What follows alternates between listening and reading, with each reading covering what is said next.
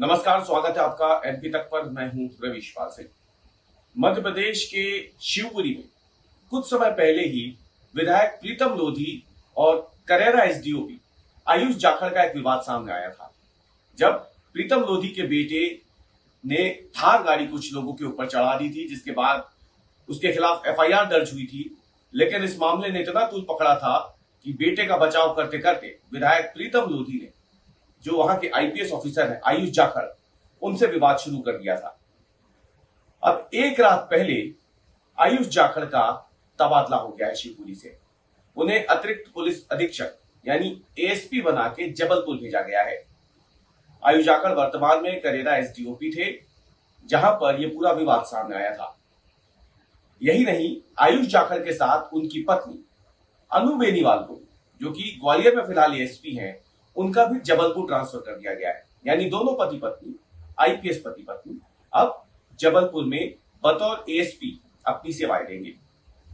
आपको बता दें कि बीती रात ही मध्य प्रदेश सरकार ने 8 आईपीएस अफसर समेत कई पुलिस अधिकारियों का तबादला किया है और उन्हीं में से ये 2 नाम है आयुष जाखड़ और उनकी पत्नी अनु बेनीवाल। 2022 बैच के आईपीएस है दोनों, और वर्तमान में पत्नी ग्वालियर में, पत्नी ग्वालियर के साथ पति जो है शिवपुरी में है, और अब दोनों एक साथ जबलपुर में एएसपी के तौर पर अपनी सेवाएं देंगे। आयुष जाखड़ का नाम इसलिए बार बार इस ट्रांसफर लिस्ट में आने के बाद चर्चाओं का दौर गर्म हो गया, क्योंकि करीब 1.5 महीने पहले ही प्रीतम लोधी के साथ उनका विवाद हुआ था।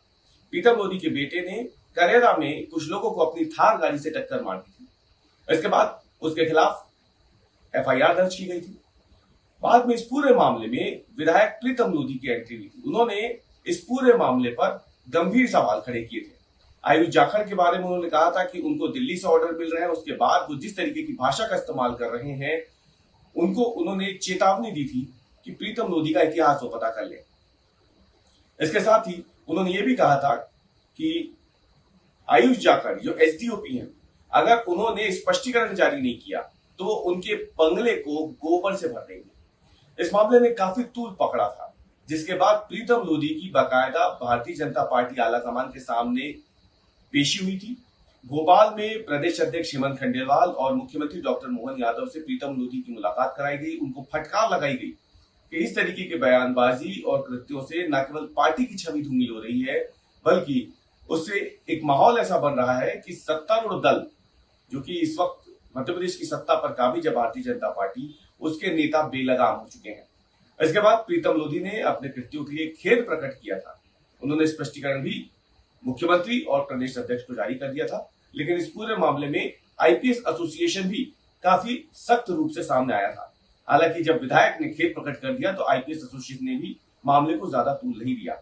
लेकिन अब खबर यही है कि प्रीतम लोधी ने जिस आईपीएस अफसर के साथ विवाद किया था, अब उनका तबादला उनकी पत्नी समेत जबलपुर हो गया है।